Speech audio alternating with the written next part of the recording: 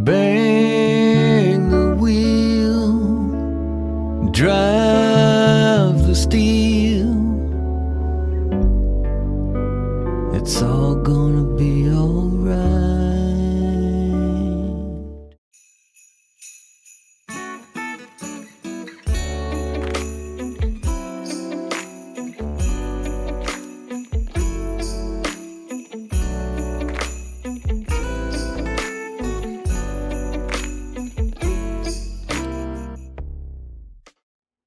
Today, I wanted to tell sort of an uplifting story about my little brother because our bond is so special, always has been, always will be, and he's constantly doing things that I just find so touching and heartwarming and beautiful. And the connection that you can have with your own relatives can be so powerful.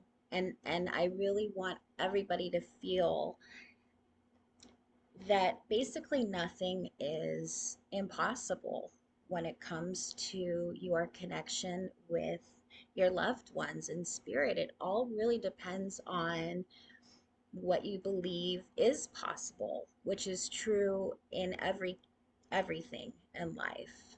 How strongly do you believe something? And that really is going to determine how likely it is to occur in your life. So I'm going to go back to, I'm not even sure what the year was, honestly. It was the early 2000s. It was definitely right around the time that I started doing mediumship professionally. And if you've read my book, this story is in my book, In a Better Light, is what the book is called. But I would love to, I'll tell it again and again and again. It's one of my favorite stories. So, Christmas time has always been, when I was growing up, one of my favorite holidays. Uh, I'm not going to lie, I was really spoiled. I got a lot of really nice gifts. Now, that's not to say that my life in general was that spoiled, maybe emotionally nourishing. Anyway, that's another story. But come Christmas time, I definitely received a lot of beautiful gifts. And my brother and I had a really special experience one Christmas. My family used to take all of our holidays and go from LA, where I was born and raised, and spend our holidays in Northern California on the Mendocino coast. So there was one particular Christmas where we would always stop in San Francisco to get our Christmas gifts for each other. So there was one particular Christmas where William and I were with my mom, and I think my sister must have been with my dad. We would split up. And William and I were sitting at Neiman Marcus in San Francisco.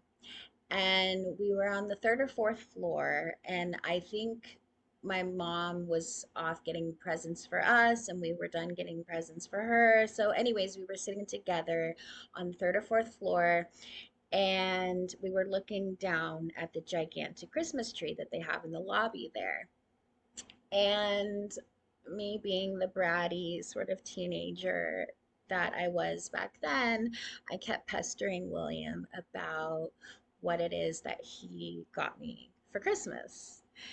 And he kept saying, like, it was this blue box, and I couldn't quite understand what it was, and I kept pestering him.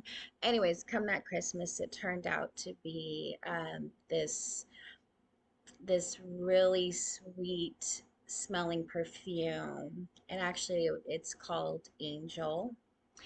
And he wanted to get it for me because this beautiful saleswoman was selling it. And he loved beautiful women, even at 8 years old. So, anyways, after he passed, Christmas time became a really sad, depressing, horrible time.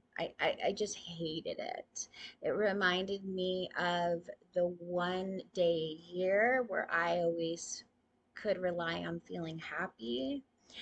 It reminded me of my brother. It reminded me of my broken family at this point. And at this point in my life, I wasn't exactly on the best terms with my family. William's death really split up my family in a way that was irreparable. So I remember walking to Borders, if you guys remember what bookstores are. I remember walking to Borders. And at this point in my life, I was like a starving artist, an actress. I had, no money really to buy myself anything or to buy anyone else Christmas presents. But I was walking through Borders, and in my head, okay, I never told anybody about this at the time. In my head, I was thinking if I could have whatever it is that I wanted and needed at that time, what would it be? And so I thought to myself, since I was doing a lot of auditioning for film and television and theater, that I could really use some new clothes. I thought to myself, I really could use some new makeup. I thought to myself that I really wanted the Edward Casey biography, and I needed a pair of black boots. And that I also, as I was walking around Borders, where I was seeing all these beautiful like table books, coffee table books, right? That had like cool pictures in them and stuff. And since I was acting at the time, I thought to myself, it'd be really cool if I had like a coffee table book that had something to do with like film or theater or famous actresses. I had a nice coffee table and I wanted a coffee table book for it. So come Christmas Eve, I get a knock at the door and it's the FedEx guy. And he has all these boxes for me. And I thought it was really weird because the addresses on them were coming from my family members. And at that time, I didn't really feel like we were all that close, or at least some of us. So I waited till the next day, till Christmas morning, and I unwrapped the first gift, and it was a pair of black boots. And I was like, wow, that's so cool. That's like exactly what I need. I unwrapped the second gift, and it was a brand new makeup bag full of brand new makeup. I was like, wow, I really needed that too. I opened up the third gift. It was a gift certificate to Macy's, for some new clothes. It's like, wow, I'm really getting lucky here on this Christmas. I opened up the next gift, and it was the Edward Casey biography. And lastly, the last gift that I opened was a huge coffee table book that my sister had gotten me. And it was like 50 years of the Oscars, I think it was called. And it was beautiful. It had like a bunch of really beautiful pictures in it. It was perfect for my coffee table. And all of a sudden, William pops into my head and he says, see, Laura, I can still get you Christmas presents. And I lost it. I mean, I was just started sobbing and sobbing and sobbing. Like, I couldn't believe what a sweet and amazing and compassionate and even that was something that spirit was capable of. And the way that he presented it was like, you think this is a big deal? You think this is the biggest thing that I can do for you? Like, just watch. And since that day, I've experienced multiple times of him doing similar things like that with me. So our spirits are very much in tune with what we want. I never told my Christmas list to anybody. It was simply all in my head. They are able to hear our thoughts.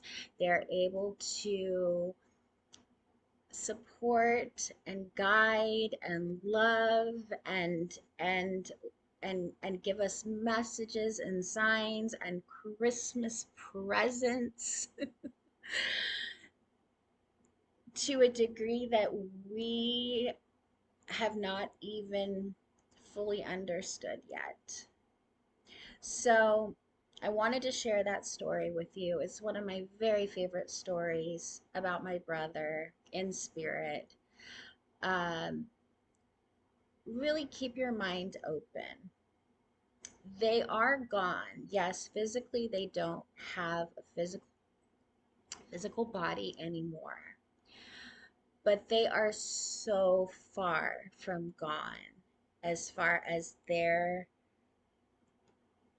strong love and what they are capable of doing with you, for you, and that is a very strong demonstration of spirit's ability to let you know they are never not with you, walking by your side, in borders, listening to what you want for Christmas or anything else for that matter. So I just wanted to share that story with you guys. Again, it's one of my favorites, and it's in my book. If you feel like reading about some of the other stories, the book is called In a Better Light, and you can find it on Amazon. And so thanks for watching. Thanks for tuning in. I'll probably share some more stories about some of my other relatives and our amazing spiritual encounters that we've had. All right, guys, have a great day and thanks for tuning in. Aloha.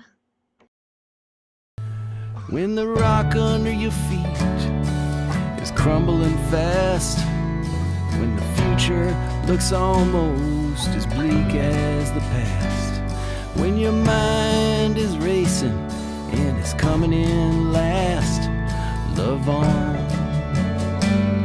love on, love on, love on.